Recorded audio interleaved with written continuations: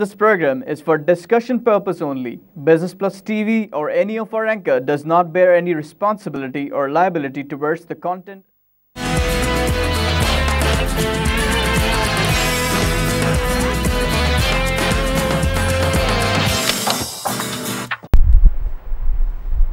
नाज़रीन, welcome to business today. मैं हूं अली नासिर। जिन मौज़ूआत के ऊपर हम गुफ्तगू करते हैं जनाब वाला वो होती है मुल्क की मईशत, इकनॉमिक्स, फाइनेंस, बिज़नेस। इसके अलावा मुकामी और बैनुल-अक़वामी मंडियों के ऊपर एक नज़र डालते हैं कि वहाँ पर क्या क्या हो रहा है। तेल, सोने के बारे में बात कर लेते हैं और साथ साथ डेली टाइम्स के ताज़ा शुमारे में से चंद ख़बरों के ऊपर अपने तज़्ज़ियात पेश कर देते हैं। मेरे साथ मुआविन मेज़बान जनाब जुनैद गुल साहब मौजूद होते हैं, उनको वेलकम करता हूँ शो में। वेलकम टू द शो जनाब जुनैद गुल साहब। Thank you sir. नाज़रीन अस्सलाम वालेकुम, गुड मॉर्निंग। जनाब वाला इसी के साथ जो है वो बाकायदा तौर पर प्रोग्राम का आगाज़ करते हैं। मेरी जानिब से आपको आदाब अर्ज़ है। इसी के साथ ही स्टॉक एक्सचेंज की जो खबर है वो ये है कि मार्केट में कमी हुई 115 पॉइंट जो है मार खाई, मेरा मतलब नीचे गई market. And which means that our stock Pakistan stock exchange showing a strong correlation with the world market. हाँ, ये भी है। मार्केट नीचे गिर रही है और जैसे वर्ल्ड वाइड मार्केट भी जो है अभी कहीं सेटल नहीं हो पा रही because of oil prices. Generally हमारी कोरिलेशन होती नहीं ना, बट जब से मैंने एक सवाल उठाया था, कोरिलेशन है कि नहीं है, इत्तेफाक है जब उसके बाद से कोरिलेशन नज़र आ रहा है, ऊपर नीचे साथ साथ हो रही है। हाँ, मार्केट नहीं साथ साथ चलती है। इन द लॉन्ग टर्म और मीडियम टर्म साथ होती है, लेकिन इन द शॉर्ट टर्म जो है ना वो साथ नहीं चलती।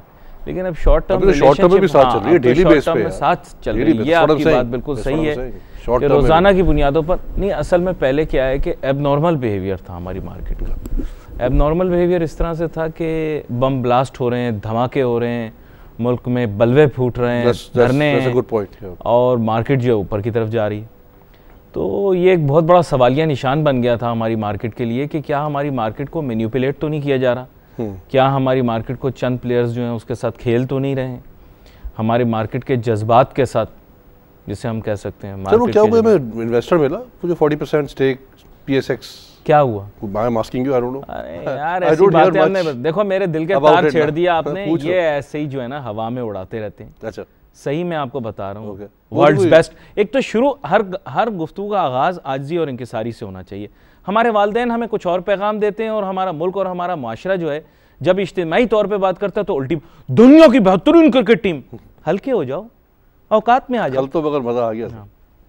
नहीं, मजा न्यूजीलैंड की टीम को आप अपनी टीम समझते हैं तो फिर आपको मजा आ गया। मुझे बड़ा मजा। वैसे जितनी खुशी पाकिस्तान की टीम ने नहीं दी उससे ज्यादा खुशी न्यूजीलैंड की टीम ने। ऑनेस्टली स्पीकिंग, अगेन किसी भी ऑर्गेनाइजेशन में या किसी भी इकोनॉमी में जो है ना उसका करेक्शन जो होती है ना, करेक्शन इन द मार्केट हो रहा है ना, this was correction for the Indian cricket team. ये इसकी रियल वर्थ है। You know what I mean? तो अगर आप इकोनॉमिक एंगल से भी इसको देखें, so this is the correction, that's the real worth. अब एशिया कप में आ गया यार, श्रीलंका की टीम का पट्टा बैठा हुआ है, हम लोग वैसे ही बुरे हाल में, आप छा गए। अब दिस इज द मतलब दिस वाज गुड करेक्शन। नहीं, हमारा भट्टा बैठा हुआ इस वजह से है क्योंकि अगर आप मेरी बात मोहब्बत नहीं मिलती ना। अब देखें, आपने खुद देखा, कल शायद आपके सामने नहीं हुआ लेकिन चीफ एग्जीक्यूटिव एक साहबका आए हुए थे क्रिकेट बोर्ड के, तो वो तारीफ़ कर रहे थे मेरे तज्जियात की। तो अब बात ये कि क्रिकेट के ऊपर मैं कम बात करता हूँ क्योंकि अब एक छाप लग जाती है, मार्केट की छाप लग जाती है। Somebody very close to my heart said something yesterday। अच्छा बताइए। मेरे one of the favourite ministers जो है पाकिस्तान की कैबिनेट के, जनाब खुर्रम दस्तगीर साहब, यार उन्होंने इतने मजे की कल बात की है। कल एक शो में वो आए हुए थे एक निजी चैनल के ऊपर, तो किसी ने उनसे पूछा यार कि आपकी स्कीम फिर फेल हो गई यार, मतलब आपने 97 में की थी, कब की थी, वो फेल हो गई। अब ये नहीं 2000 अभी 2013 में की थी, 97 में की थी, दोनों फेल हो गई, ये फिर फेल हो गई तीसरी भी आपकी। तो कहते हैं यार ये एक्सपेरिमेंट्स होते हैं, please listen to what he said and I am you know as he said, ये एक्सपेरिमेंट्स हैं, नहीं चला अब हम वो विदड्रॉल टैक्स दोबारा बढ़ा देंगे। तो देखना है कि कहाँ जाके जो है ना एक्सपेरिमेंट कामयाब होता है। For God sake this is Pakistan यार, प्लीज। नहीं, बात आपकी सही है। थोड़ी स्टॉक एक्सचेंज को सर मुकम्मल कर लूँ। आप तो हर एक कोई जो है वो थोड़ा थोड़ा टिच कर मारते रहेंगे। स्टॉक एक्सचेंज की जो आप बात कर रहे थे, हमारे यहाँ बड़ा अलमिया रहा है, ये बड़ी अफसोसनाक बात रही है कि हमें जहाँ अपनी स्टॉक मार्केट को मस्बत अंदाज में आगे लेकर चलना था, विड्थ लानी थी, डेप्थ लानी थी, रिस्क मैनेजमेंट वगैरह, तो चलो मैं गलत बात नहीं करूँगा, रिस्क मैनेजमेंट में आपने काफ़ी बेहतरी लाई, लेकिन जिस तरह के डेरिवेटिव्स या प्रोडक्ट्स आपने इंट्रोड्यूस करने थे, जिस तरह आपने जो है वो लेवरेज प्रोडक्ट जिसे हमें कहा जाता था, यानी उधार पर काम करने वालों के लिए। कोई दुनिया की ऐसी मार्केट नहीं होगी, यकीन करें। मेरे ख्याल बड़े बड़े मईशतदान जो हैं वो, अब तो खैर वर्ल्ड ट्रेड सेंटर नहीं रहा, लेकिन अब जो कोई तवील तरीन इमारत होगी, मतलब दुबई में है अब वो, है ना, तो वहाँ से जाकर उसकी ऊपर जाके बुर्ज खलीफा से ना टॉप फ्लोर पे जाके वहाँ से छलांग मार के, तो क्योंकि इतना फजूल और थर्ड क्लास गुफ्तगू मैंने कभी नहीं सुनी जो हमारे यहाँ सो कॉल्ड एनालिस्ट्स करते हैं कि हमारी कैश मार्केट है। ये ना सिर्फ के उसूल व कवायद ज़वाबित के ख़िलाफ़ है, ये इंतहाई बेवकूफ़ाना और भोंडी बात है। यह इतनी बड़ी बात आपके सामने टेलीविज़न पे कर रहा हूँ। सिर्फ एक ऐसा शख्स इस तरह की बात कर सकता है जिसने क्लास के अंदर सबसे पीछे बैठकर सिर्फ क्लास में बैठी ख़वातीन के फ़ोन नंबर लिए हों या फिर पढ़ाई पर तवज्जो ना देते हुए किसी नशे का शिकार हो, वो इस तरह की बेवकूफ़ाना और स्टूपिड बातें कर सकता है कि कैश मार्केट होनी चाहिए हमारी। यानी आप ये कहना चाहते हैं दुनिया की बेहतरीन मार्केट्स जो है पाकिस्तान स्टॉक एक्सचेंज, वहां पर क्रेडिट पे काम नहीं होगा, वहां पे उधार पे काम नहीं होगा, वहां मार्जिन पे काम नहीं होगा। यार मेरे आपने दिल के तार छेड़ दिया। मैंने काफी अरसे से खुद को बर्दाश्त किया हुआ था, मैं स्टॉक एक्सचेंज पे बोल नहीं रहा था। बात यह कि ऐसी बेवकूफाना बातें इस मार्केट के अंदर की जाती हैं और जिस तरह के लोग कह रहे थे, मैं आपको एक जमाने में बताऊं, नाम मैं नहीं लेना चाहता, एक चेयरमैन थे हमारे स्टॉक एक्सचेंज के, यार उनको 2 सतर अंग्रेजी नहीं लिखनी आती थी। यानी ये हमारा हाल है, हम बोल रहे हैं हम दुनिया के अंदर जाएंगे और रोड शोज कर रहा। हाँ वो आज की बात नहीं कर रहा, पहले की बात कर रहा हूं। स्टॉक मार्केट को कंट्रोल, स्टॉक मार्केट को मैनेज करने के लिए अंग्रेजी आना जरूरी थोड़ी है कोई हमारे में। We are not in English country. अच्छा उर्दू के अंदर फाइनेंस का लफ्ज बता दो, उर्दू के अंदर स्टॉक मार्केट का ना सर मंडी किसे कहा जाता है, मेरे साथ मुझे मत छेड़ो, मेरे साथ हिस्सेस मंडी। Sir you should know about the stock market, share मंडी होता क्या है, बिजनेस क्या है। उर्दू में कैसे यार आप कम्युनिकेट करोगे? उर्दू में कैसे कम्युनिकेट करोगे जब language has not have to do with it? Market को क्या बोलोगे उर्दू में? हिस्सेस मंडी। मैं आपकी बात मान लूंगा अगर उस बंदे को स्टॉक मार्केट की नॉलेज ना हो, इंडस्ट्री की नॉलेज ना हो। क्या नॉलेज उसको? जैसे वो मुझे नहीं पता, मैं तो एक बात कह रहा हूं उसको यहाँ पे। अच्छा सर मैं उसकी डिबेट नहीं कर रहा। ले लो, आप बोल लो। हां then if you didn't know about that then you are right. जैसे हमारे मुल्क में हर जगह एक बंदा लगा हुआ जिसको उसके बारे में पता ही नहीं, उस मार्केट के बारे में, उस इंडस्ट्री के बारे में या उस लेवल के बारे में, तो वो गलत होता है। बट किसी लैंग्वेज का आना या ना आना डजंट मैटर। यहाँ बिठाओ ना, पूछो इनसे एफिशिएंट मार्केट हाइपोथेसिस या एफिशिएंट मार्केट थ्योरी क्या है। अगर उसको मार्केट का नहीं पता वो अलग चीज है सर, मैं उसकी then I agree with you, but language का आना या ना आना नहीं, मेरे नजदीक आना बहुत जरूरी है sir. Doesn't matter sir. Sir मैं इस वजह से बोल रहा हूँ, इस वजह से मेरी सर इंज़िमामुल हक इसलिए कभी नहीं जीत सका क्राउड के सामने कि ना वो कभी अंग्रेजी सही बोल सका, ना उर्दू बोल सका, ना पंजाबी बोल सका। You know, so communication is important at that level. नहीं वो उसकी, but इधर जो है वो मतलब क्रिकेट भी बहुत बेकार हो गई थी आखिरी सालों में, किसी और सम्त में लग गया था। वो तो बड़ी लंबी डिबेट है, वो तो आप मुझसे वो आप दिल के तार ना छेड़े, पाकिस्तान क्रिकेट बर्बादी उसी ने की है। अच्छा मेरी सर गुजारिश मेरी सुन, बात ये है कि पाकिस्तान स्टॉक मार्केट जो है ठीक है, अच्छे स्टॉक एक्सचेंज जो है अच्छी रवायात पर ये मबनी करना चाह रहे हैं, लेकिन जिस तरह की फुलिश बातें सर इन्वेस्टर्स की, तो मैं अभी बात हूँ उस पर इन्वेस्टर के ऊपर।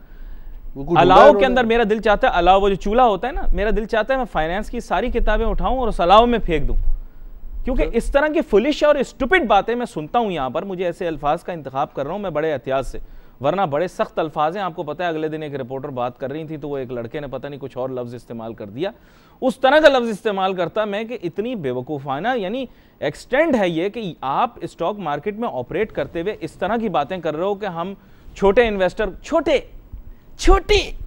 यानी छोटा लफ्ज इस तरह बोलते हैं जैसे इंसान छोटा नहीं होता, छोटे लोगों का। भाई आप कौन हो छोटा बड़ा कहने वाले यार? यानी इसका मतलब यह कि अमेरिका में आप चले जाएं, वहां पर जाकर बोले छोटे इन्वेस्टर, तो आपको पता है वहां अमेरिका में ऐसा शोर बरपा होगा, ऐसा तूफान उठेगा बोले, और बोलते हैं हम मार्केट में साफ काम करना चाहते हैं। इसका मतलब छोटा इन्वेस्टर जो है वो साफ नहीं है, नहीं, साफ का उलट उर्दू में होता है गंदा।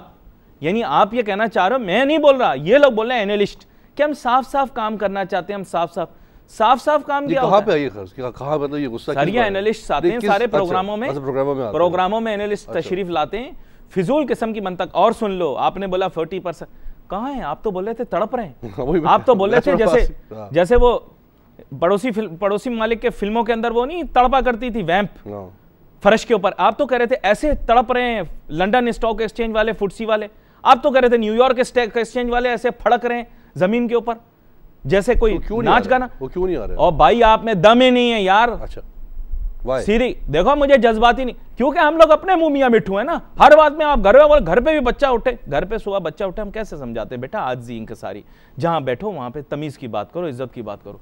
बच्चा उठते ही सुबह बोले मैं दुनिया का आज़िम तरीन बच्चा हूँ। यार औकात में आ जा, हर बात पे हर चीज में दुनिया का अजीम तरीन यार, अजीम तरीन। आपका मूड अच्छा करूं? नहीं, मूड मेरा अच्छा नहीं, तो आखिरी बात बोलूंगा, अजीम तरीन जिसकी जात है ना वो सिर्फ एक है, बेशक इंसान कुछ भी नहीं है, मुल्क कुछ, मैं अजीम तरीन के हिसाब से बात कर रहा हूँ। आप यार अपनी, मतलब हमारे यहाँ लोग अपनी औकात में नहीं आते। Stock market, best stock market, best यार। Elevate your mood sir, let me elevate your mood. एक खबर थी आज मैं पढ़ रहा था कि जो पंजाब के सीएनजी स्टेशन है वो बड़े खुश हैं, उनकी जो पर लीटर प्राइस है वो कम कर दी गई है, 41 रुपए पे आ गई है। अच्छा। वो 41 रुपए क्यों आई है? वो इसलिए आई है कि अब उनको सीएनजी की जगह आरएलएनजी मिलेगी। तो उसमें दो सवाल है सर मेरे, बड़े बेसिक सवाल है। एक सवाल तो नंबर 1 क्वेश्चन ये है मेरा कि आरएलएनजी जो इम्पोर्ट की गई थी वो तो की गई थी फर्टिलाइजर और इंडस्ट्रीज के लिए, तो ये पंप स्टेशन में कैसे पहुंची? क्या आईपीपीज ने क्या फर्टिलाइजर लेने से मना कर दिया? मतलब एक सवाल उठता है फिर ये, क्योंकि वो तो 20% ऑफ योर रिक्वायरमेंट को पूरा करने के लिए थी ना, जो अभी आ रही है आरएलएनजी। अच्छा। तो अगर वो आरएलएनजी स्टेशंस को मिल रही है, इसका मतलब है कि जहाँ जानी थी वहाँ नहीं जा रही, तो वहाँ क्यों नहीं जा रही? नंबर 1। नंबर 2, जो SNGPL से उनकी बात हुई है, पंजाब सीएनजी एसोसिएशन वालों की, उनको वो गैस मिलेगी $6.45 पर लीटर के हिसाब से। अच्छा। इसका मतलब क्या हुआ कि ये जो $5 की बातें थी वो भी गलत साबित हो गई। तो ये मेरा मूड एलिवेट करने के लिए या मेरा बीपी और मजीद बढ़ाने के लिए? सर एलिवेट इसलिए हुआ कि जो हम कह रहे थे वो सही साबित हो रहा है कि it will not be sold at what they were saying. Number 3 भी है। अच्छा, नंबर 3 क्या है? नंबर 3 ये है कि $13.37 का जो परसेंटेज था ऑफ द क्रूड ब्रेंट, तो ये 6.45 का फॉर्मूला मैं हिसाब लगा रहा सुबह सुबह जल्दी, तो वो बनता है $36.2 पर बैरल के हिसाब से जो प्राइस बनती है ब्रेंट की है। तो आजकल तो 40 में चल रहा है ये, तो मतलब आई don't no, it's very very confusing. कैसे बन रहा है? मतलब हिसाब किताब बैठ नहीं रहा। इफ समबडी इज लिसनिंग, अपने वो another top favorite of mine, please let's come out and reply to our basic questions. If you want to fix things in this country, I'll be very frank. तो 3 सिर्फ basic सवाल हैं। नहीं, ये तो मैं आपको बता रहा हूँ ना, सवाल उठाते उठाते अब तो मैं थक गया हूँ, और कभी कभार सवाल में ही उसका जवाब भी मौजूद होता है। सबसे इम्पोर्टेंट सवाल ये कि सीएनजी स्टेशन पे कैसे पहुँच रही है? इसका मतलब है क्या बाकी लोगों ने फर्टिलाइजर से लेने से मना कर दिया है कि जहाँ सबसे ज़्यादा जानी चाहिए थी? अब इन सवालों के जवाब आप उनसे पूछ लेना। प्लीज देना सर, मैं तो इसलिए इसको देख के बोल रहा हूँ कि आपको जवाब दे देंगे। मैं तो I really want to know the answer. मुझे एक और देखो, आज एक डिफेंस प्रोडक्शन के हिसाब से एक खबर है, वो ये है कि सबसे पहले ये है रावलपिंडी की एक इमेज आई है। ये तो वैसे तो ये बेसिकली पाकिस्तान ऑर्डिनेंस फैक्ट्रीज का विजिट है, जहाँ chief of army staff general Raheel Sharif तशरीफ़ लेकर गए। दिस इज़ द हेडलाइन, और यही बात हो रही है उसकी मॉडर्नाइजेशन और कैपेसिटी एनहेंसमेंट की।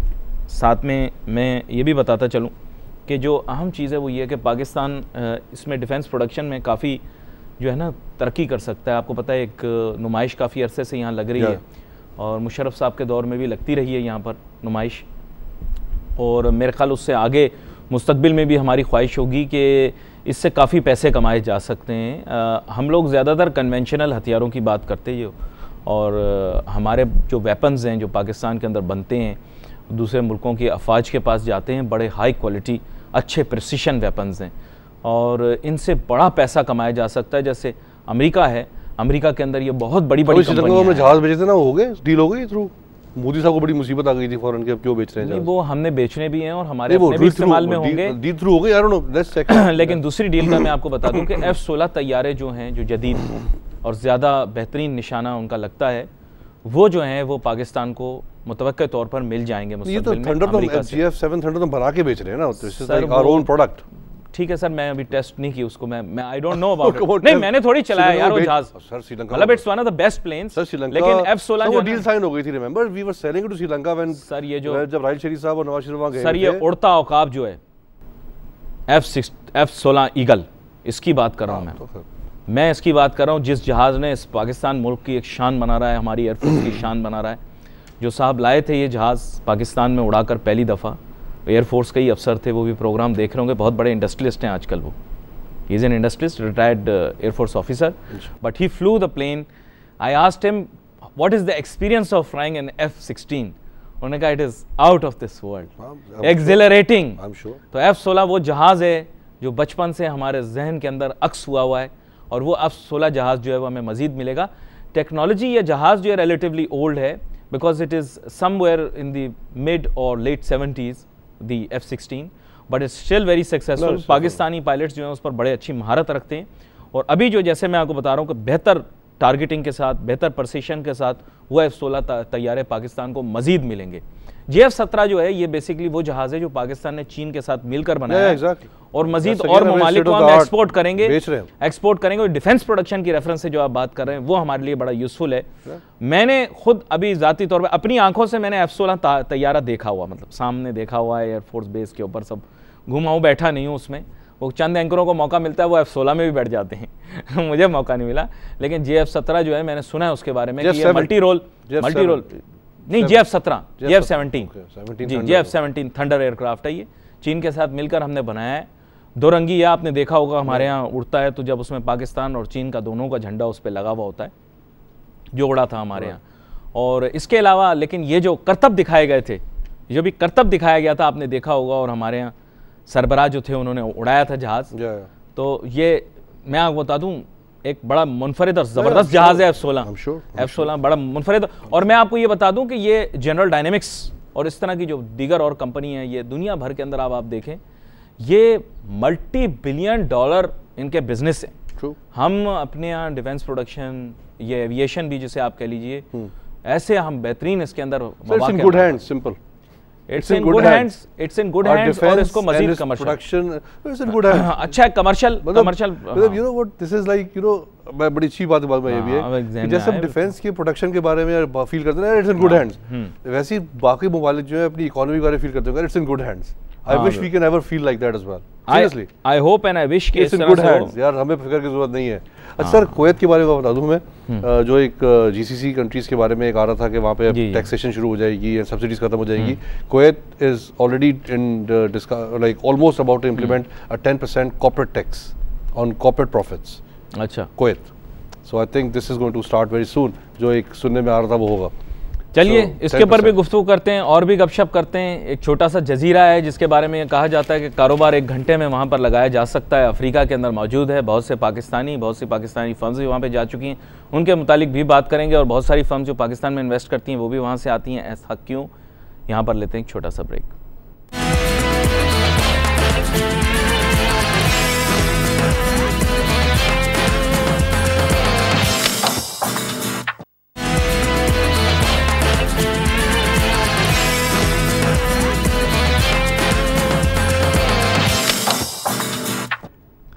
नाजरीन, welcome back after the break. Break पे जाने से पहले आपसे गुफ्तगू कर रहा था, बात कर रहा था एक पुरस्रार जजीरे की। लोग समझ रहे पुरस्रार जजीरा है, भाई पुरस्रार जजीरा नहीं है। एक मुल्क है अफ्रीका में, जुनैद गुल साहब, उसका नाम है मॉरिशियस। राइट वो ठीक है। वहाँ पर बहुत से, आपने देखा होगा, बहुत सी कारोबारी कंपनियाँ वगैरह जो है मॉरिशियस से काम कर रही होती हैं। ये एक जहानत का, एक अक्लमंदी का, एक जैसे मैं कहूँगा एक तरीक़ाकार है जिससे उन्होंने अट्रैक्ट किया है बिज़नेसेस को अपनी तरफ। जल्दी वहाँ पे बिज़नेसेस रजिस्टर हो जाती हैं, अच्छी flexible ease of doing business है। उससे फिर यह है कि वो कंपनियाँ, आपने देखा होगा बहुत सी कंपनियाँ पाकिस्तान में सरमायाकारी कर रही होती हैं लेकिन मॉरिशस से रही होती हैं। और उसके अलावा बहुत सारे लोग मॉरिशस की जानिब राग़िब भी होते हैं। वहाँ पर बहुत सी फिल्मों की शूटिंग भी होती है। एक दफ़ा सलमान खान की शायद चोट भी आ गई थी वहाँ पर। तो बड़ा खूबसूरत सा एक जजीरा है ये समुंदर। They showed interest in having some trade, bilateral trade with us as well. कल मैं अखबार में पढ़ रहा था कहीं पे। They want to import some food items and textiles. हाँ बिल्कुल, एक दफ़ा नहीं 100 दफ़ा करें। कोई डेलीगेशन आया हुआ है पाकिस्तान आजकल शायद। उनका टूरिज्म का है। नहीं, they want to have some imports from us as well. हाँ वो तो करें, लेकिन मैं बता रहा हूँ वैसे उनकी आमदन जो है टूरिज्म से है। बड़ा खूबसूरत जजीरा है। मैं भी कोशिश कर रहा हूँ वहाँ उस जजीरे पर पहुँच जाऊँ। तो बात यह है कि एंकरों को तो आजकल जजीरों पर जाने का बहुत शौक़ है। Really? हाँ, एक एंकर हैं, वो कहते हैं 48 घंटे के अंदर दुनिया ख़त्म होने वाली है। तो गालिबन उस जजीरे पर भी जा चुके हैं जहाँ पर एक बड़ी, जिसे कहते हैं कुव्वत कैद है।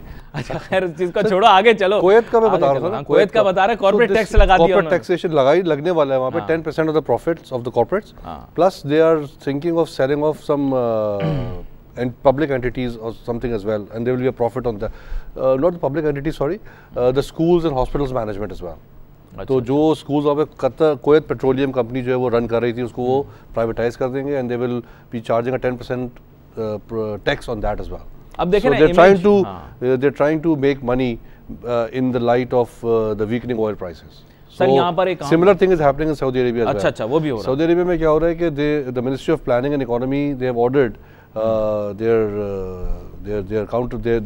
their people or their government that there should be a 5% cut on the outstanding contracts value. तो ऑलरेडी इस ऑयल प्राइस वहाँ कम है, जब ये कॉन्ट्रैक्ट्स की वैल्यू भी कम हो जाएगी तो it is going to hit their construction sector a lot because that's a major industry in Saudi Arabia.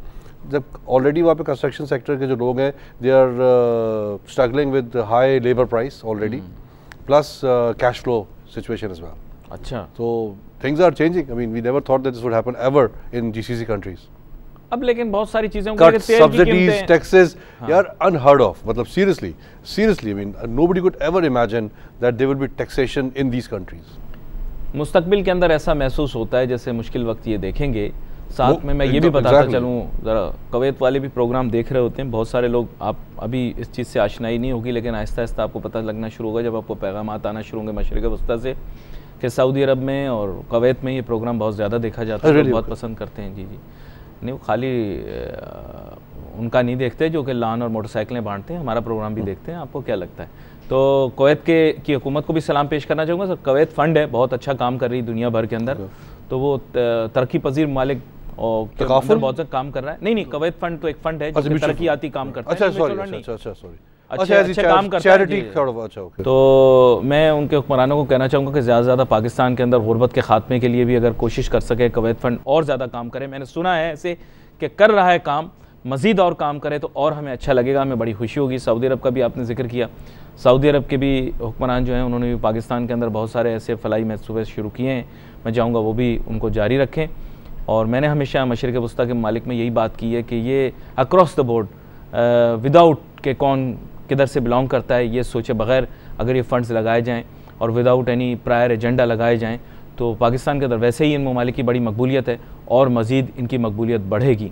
और यही बात में हमेशा बहुत सारे लोग नाराज़ हो जाते हैं. कभी आपका एक अकेला इकलौता प्रोग्राम है जो तेहरान वगैरह और ईरान के भी दीगर शहरों में देखा जाता है क्योंकि बहुत सारे लोग पहले कराची में रहते थे, उर्दू बोल सकते हैं. वो लोग जो हैं वो वापस ईरान जब चले जाते हैं तो फिर प्रोग्राम थोड़ा रुजू करते हैं. तो उनसे भी गुजारिश करूँगा कि वो जो सरमायाकारी पाकिस्तान के अंदर करते हैं वो बग़ैर किसी एजेंडे के सरमायाकारी करें. कोशिश करें कि सरमायाकारी की बुनियाद वही हो, मुनाफे के अलावा ना हो. हमारे यहाँ थोड़ा सा ये एक मैं आपको बताऊँ जुनैद साहब, बड़ी एक नाजरीन को भी मैं कहता रहता हूँ, बड़ा अलमिया है कि हमारे यहाँ लोग बिज़नेस को बिज़नेस नहीं समझते. Business is business, cup of T is cup of T. Emotions को अलहदा रखना है, जज्बात को, ख्वाहिशात को, नज़रियात को और कारोबार को एक तरफ रखना है. कारोबार के अंदर जो नज़रिया फेयरनेस का है वो अपनी जगह मौजूद है कि आप मिलावट ना करें, झूठ ना बोलें, तोल में गड़बड़ ना करें. वो एक अलग जिसे हम क्या कहते हैं बिजनेस एथिक्स कहते हैं. Exactly. वो बिजनेस एथिक्स हैं या प्रिंसिपल्स हैं या फेयर जो आप फेयर बिजनेस आप कह लीजिए, फेयर ट्रेड कह लीजिए, वो अपनी जगह मौजूद हैं. लेकिन जहाँ तक जज्बात का ताल्लुक है तो मैं समझाता रहता हूँ. एक बहुत बड़े ताजिर तंजीम है यहाँ पाकिस्तान की, उसके अंदर बड़े अहम अहदे के ऊपर एक साहब फाइज थे.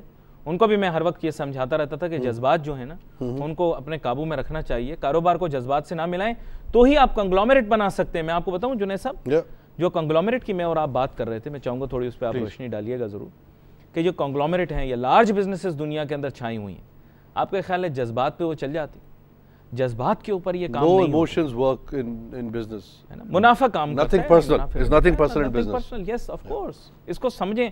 अब हमारे यहाँ लोग इसको पर्सनली हर चीज़ को ले लेते हैं. मेरे ख्याल पर्सनल लेना छोड़ देना चाहिए. अमीरों को देखें, अमीर किस तरह से अमीर हुए. सर एक बड़ी मजे की बात बताऊं. जी बड़ा रट के वही तो चाह रहा हूं, मजे की बातें बताएं. याद करके आया वो भूलना चाहूँ. हाँ भूलना है. एक सेइंग है वो जब से वो एमनेस्टी स्कीम हमारी वो कितने 2,500 से भी कम लोग आए ना उसमें, तो उसके बाद से मुझे ऑस्कर वाइल्ड एक Irish poet, author, book writer, बड़े प्ले राइट थे. उनकी एक सेइंग है कि फर्स्ट मैरिज जो है ना it's the Triumph of imagination over intelligence. और जो सेकंड मैरिज है it's the Triumph of hope over experience. तो ट्रायम्फ ऑफ होप जो दूसरी ये जो बातें आप कर रहे हैं घर से इजाजत करके, मतलब घर से इजाजत लेके बातें कर रहे हैं. सर मैं इसको टेक्स्ट से मिलाना चाह रहा हूँ, बता के आया उसको मैं. अच्छा, ऑस्कर वाइल्ड की स्पेलिंग बता दूं नाजरीन को कि ये वाइल्ड में डी आखिर में ई है. ई है. अच्छा ये सिर्फ वाइल्ड नहीं है, मैंने कहा बता दें. तो ये जो एमनेस्टी स्कीम है ना, ये तो नवी शादी है फिर. ठीक है. अभी Triumph of hope over experience, तो वो कब होगा? अब ये नहीं, अब ये होप, ये इसी होप में लगे हुए यार कि शायद इस दफ़ा जो है, अच्छा ये कहा क्यों गया था, मैं थोड़ा सा बैकग्राउंड बता दूँ। ये कहा इसलिए कहता है कि इन साहब की कहीं किसी साहब से बात हो रही थी जिन्होंने अपनी पहली बीवी के मरते दूसरी शादी कर ली थी, तो दैट्स व्हाई ही सेड कि it's Triumph of hope over experience, कि पहली मर गई, उससे वो शादी कामयाब नहीं थी पहली वाली, वो बीवी मर गई, शादी कर ली। तो अब ये भी यही कर रहे हैं कि पहले 9 मर गए, नहीं चला, फिर एक होप है, फिर चल अब 10वां भी लेके आ जाएंगे शायद ये लोग। तो दिस इज, मैं रट के आया था यार, ये बोलूँगा, सही बोल दिया मैंने, अल्लाह का शुक्र है। अच्छा, मजाक कर रट के आया था, but this has been ringing in my head जब से दोबारा ये नवी इनकी फेल हुई है ये, नहीं ये बात आपने जो बात की टैक्स की, मैं देखिए मैं थोड़ा सा रिविजिट, आपने चूँकि बात की है, मैं थोड़ा सा रिविजिट कर लेता हूँ। पाकिस्तान के अंदर टैक्स के प्रिंसिपल मैं अभी तक समझ नहीं पाया कि पॉलिसी मेकर्स अभी तक ये नहीं समझ पा रहे कि टैक्स दरअसल लिया क्यों जाता है। टैक्स लिया जाता है फलाह व बहबूद के लिए। क्या समझते हैं क्यों लिया जाता है? ये कंफ्यूज है, इनको लगता है बस टैक्स लेना जरूरी है। ये समझते हैं लेना जरूरी है ही नहीं शायद, वो कहते हैं बस इंडायरेक्ट टैक्स लगा दो और तक आ जाएगा। देखें जो लाइल्म लोग 68% of taxation in Pakistan is indirect. Sir जो लाइल्म लोग थे वो शिरक भी करते थे, मुनाफिकत भी करते थे, उनको पता नहीं था ना, लाइल्म थे। मैं वैसे बात कर रहा हूँ, मैं कोई मजहबी बात नहीं कर रहा, मैं वैसे बता रहा हूँ, मैं कोई मजहबी बात नहीं कर रहा, कोई इसको गलत फहमी का शिकार ना हो। बात यह है कि बेवकूफ़ाना अमल जो होता है ना, उसके अंदर क्या होता है कि बंदा ऐसी चीज़ पर काम करना शुरू, जैसे अगर कोई ये कहते कि दुनिया गोल नहीं है, दुनिया चकोर है, अब इसके ऊपर थ्योरियाँ लिखना शुरू कर दे तो बेकार है ना, क्योंकि दुनिया तो गोल है, दुनिया चकोर तो नहीं है। अब एक ज़माने में दुनिया का तस्वुर यह था कि दुनिया चकोर है, और एक वक्त ऐसा आएगा कि आप अगर कश्ती का सफ़र कर रहे होंगे या ज़मीनी सफ़र कर रहे होंगे तो दुनिया ख़त्म हो जाएगी, और that will be the world's end. वहाँ से आप छलांग लगाएंगे तो आप नीचे गिर जाएंगे।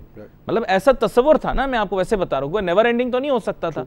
तो लोगों ने ऐसा तस्वुर किया कि दुनिया चकोर शक्ल की है, यहाँ पे कोई ऐसा वक्त होगा। अब जब इसके ऊपर थ्योरियाँ बनाई गई तो आपको पता है पूरी शिपिंग इंडस्ट्री जो है, जो उस ज़माने की थी, वो सोचती इस तरह से थी कि दुनिया कहीं किसी ना किसी जगह पर जाकर ख़त्म हो जाएगी, घूम के वापस नहीं आएगी। जगह कहते दुनिया गोल है, दुनिया घूम के वापस एक ही जगह पर आ जाएगी। सही है।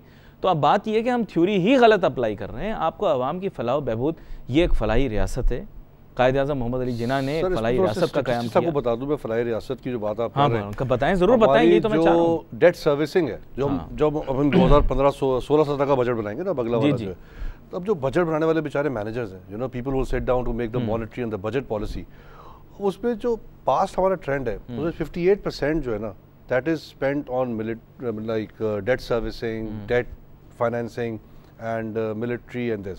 28% हमारा सब्सिडीज पे लग जाता है। कोई अराउंड लगभग 17-18% बचता है आपकी इस इंफ्रास्ट्रक्चर और सोशल डेवलपमेंट। जी जी। तो व्हाट डू वी डू? हमारा तो डेट बढ़ता चला जा रहा है। तो अभी अच्छा 58% जो मैंने सब मिला के बताया ना, उसमें से 45% रफली approximately 45% of revenue generation of Pakistan, the tax receipts और जो सारे रेवेन्यू हमारे आते हैं, उसका 45% goes in debt servicing sir. तो how do you expect to become a nation which is supporting social development, infrastructure development, school, health? कैसे कर सकते हैं? So you can, over a period of 20 years, you can't have a 5-year plan right now. Over a period of 20 years, you can increase the revenue of Pakistan by more than 20 times. Sir आप 20 साल की बात कर रहे हैं, मैं 5 साल की बात, मैं 5-year plan की बात नहीं करूँगा, मैं 5-year plan की बात नहीं करूँगा। As of now, if they start today, sir, if they start today, sincerely, कि यार हमने सिर्फ पाकिस्तान फर्स्ट देखना है, ठीक है जी, सिर्फ अगर आज स्टार्ट कर देना 2018 तक, हम लोग ये नहीं मैं कह रहा कि हम लोग कोई बहुत बड़े चीते बन जाएंगे, नहीं, 2018 में हमको IMF प्रोग्राम में दोबारा नहीं जाना पड़ेगा अगर ये आज सिंसियर हो जाए, थोड़े से आज अपनी एक्सपोर्ट से तवज्जो देना शुरू कर दे। मेरी गुफ्तगू भूल गया, स्कीम शुरू कर दे। सही, कल मेरी गुफ्तगू भूल गया।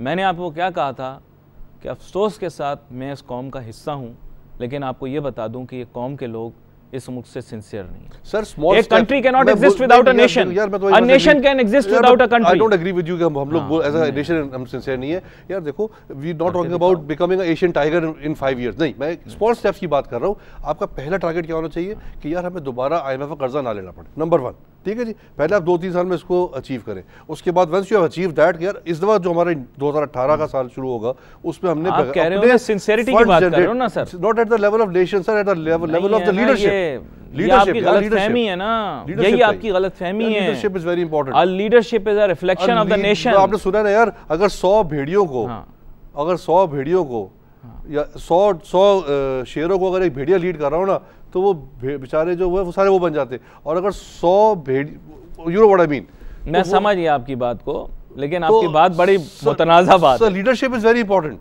लीडरशिप देखिए, मैं फिर आपको बताता हूं, मैं फिर आपको बताऊं, आपके ऊपर इनसिंसियरिटी की वजह से ये सिर्फ एक लीडर की वजह से, मैं सर क्या कह रहा हूं, ये जो स्कर्ज ऑफ गॉड है, एक शेर लीडर हो ना और पीछे से जो मर्जी वो दे बिकम ऑल लायंस।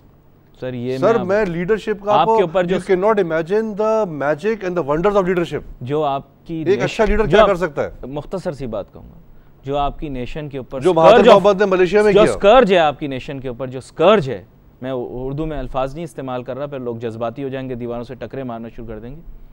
अलमिया ही ये है, इनकी इनसिंसियरिटी की वजह से इनको सजा मिल रही है कि इनको लीडरशिप इस मयार की मिली है। यार आपकी मर्जी, आप मानो ना मानो तो आपकी मर्जी है ना। महातिर मोहम्मद से पहले मलेशिया के क्या लोग बहुत मतलब लोग यार आप मैं यार लोग देखो मेरा मुंह नहीं खुलवाना, हमारे बिरादर इस्लामी मुल्क के जो लोग हैं, मलेशियन इतनी अच्छी कौम है, मेरे से मुंह ना खुलवाना, मले इतनी अच्छी कौम है। सुन तो सवाल तो सुन ले यार, सवाल सुन, listen to my question. Mahathir Mohamad से पहले क्या मलेशिया वही था जो मलेशिया उस जमाने में हो गया? तो वो तोहफा है ना उनके लिए। Let me complete the question sir. तो लीडर अच्छा आया था, लोग सारे बदल गए थे यार। लोगों की अच्छाइयों की वजह से उनको तोहफा मिला अच्छे लीडर की सूरत में। यार आप मले कौम, अच्छा मैं बुरा नहीं कह रहा हूं, मैं बुरा नहीं कहता कि हमारे लोग बुरे, यार पाकिस्तान अच्छा लीडर क्या कर सकता है सर? सिंगापुर कहाँ, मतलब एक बंदे ने क्या बनाया था सिंगापुर को? तो सर ये कौम की अच्छाइयां होती है ना जिसकी वजह से उनको क़यादत अच्छी मिलती है। अच्छे कौम जब बनती है जब लीडर उसको उसकी उनकी एनर्जीज है, उनके टैलेंट को चैनलाइज करे।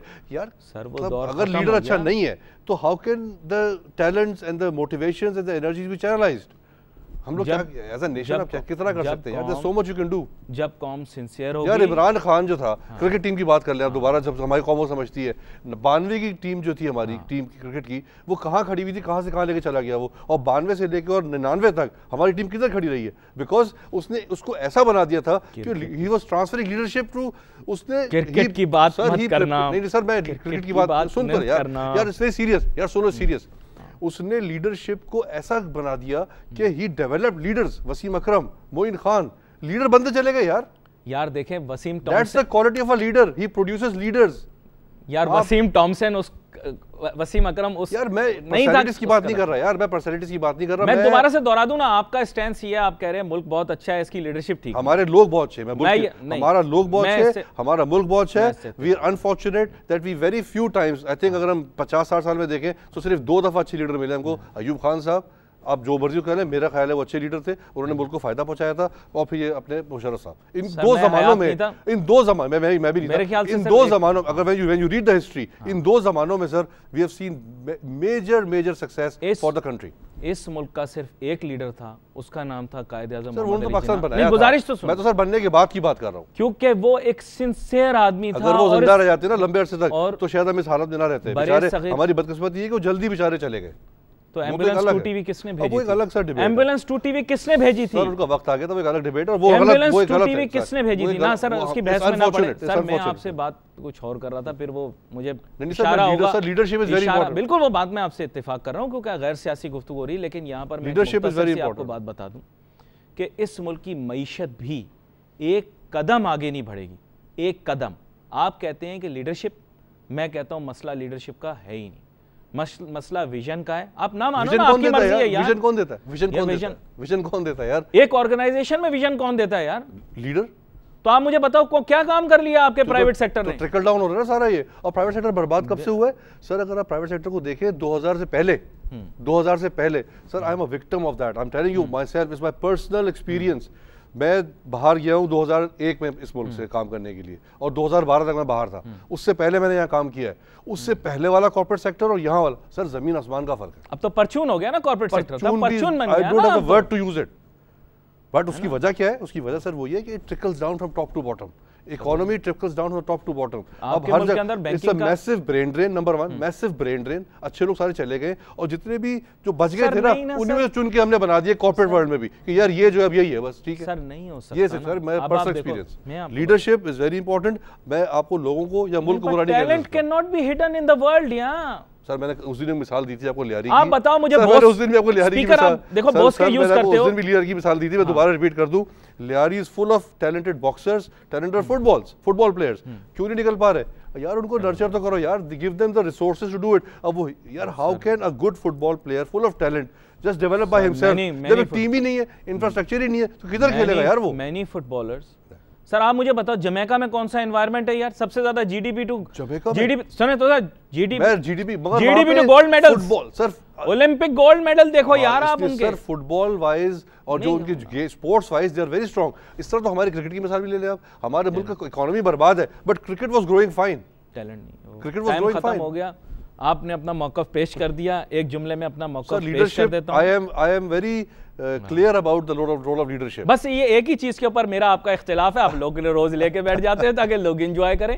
मेरे ख्याल से ऐसी कोई बात नहीं, अच्छे लोगों की कोई कमी नहीं पाकिस्तान के अंदर, लेकिन हम अपने टैलेंट्स को मिसडायरेक्ट कर रहे हैं। जो हमारा टैलेंट नहीं है हम उसको अपना टैलेंट जाहिर कर रहे हैं, और जो हमारा टैलेंट है हम उसको ठीक है। अब हो गया इत्तेफाक। चलो खुशी के नोट पे अब प्रोग्राम खत्म करते हैं। जुनैद गुल साहब आपका बहुत शुक्रिया, आप तशरीफ लाए। नाजरीन हमने आज कोशिश की गुफ्तगू करें, बात फिर वही लीडरशिप पे चलेगी। बिजनेस, फाइनेंस, इकोनॉमिक चल ही नहीं सकती विदाउट लीडरशिप यार, वो तो है ही। सोशल मीडिया के ऊपर हम बहुत ज़्यादा मुतारिक हैं। बिजनेस प्लस के ट्विटर और फेसबुक के एड्रेस आपके सामने हर बुलेटिन के बाद दिखाई देते हैं, उस पर अपने पैगामात ज़रूर भेजिएगा। अली नासिर और जुनैद गुल भी सोशल मीडिया पे बहुत मुतारिक रहते हैं, आप गूगल पे सर्च कर लीजिएगा, आपको ज़रूर मिल जाएंगे। शोज़ भी ऑनलाइन अवेलेबल हैं। शो का टाइम ख़त्म, हम सबको इजाज़त दीजिए, अल्लाह हाफ़िज़।